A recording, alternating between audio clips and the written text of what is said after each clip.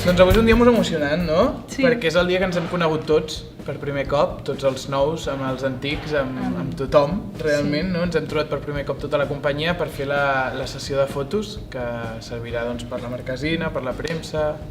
I aquestes coses. Ho pots provar, emmerdar-ho tot amb una trola gran.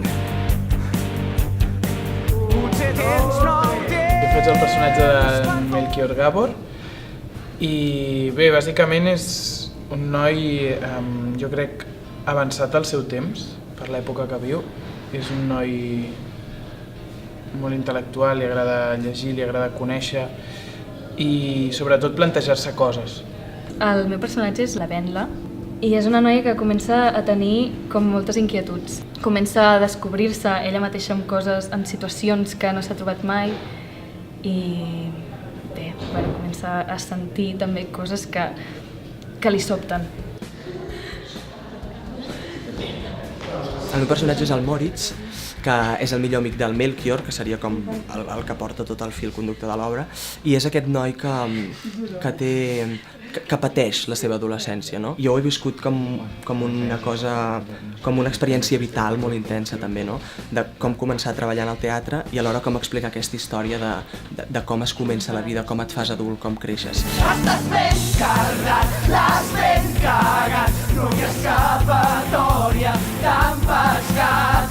Saps que has perdut, t'ho faran pagar, saps molt bé que així serà. Jo crec que enganxa molt a un públic jove que normalment no troba espectacles a la seva mida intel·lectual.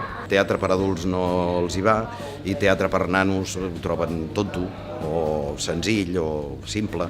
I en canvi aquesta història parteix d'una gran història que en el seu moment va ser molt polèmica i jo crec que entre la música i que després hi ha una autenticitat, crec que el públic jove, diguéssim, i el gran, evidentment, ho capten de seguida i se'ls hi fa molt fàcil d'entrar-hi, de seguir-ho i després que les músiques et porten a llocs estupendos.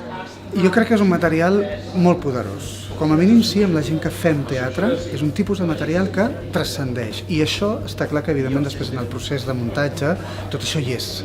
I tot això es comunica de manera directa amb gent jove, amb gent adolescent, però els grans hi han passat per aquella època, inevitablement.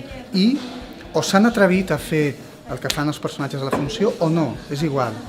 Però inevitablement es poden identificar. Bla, bla, bla, bla, bla, bla, bla, bla.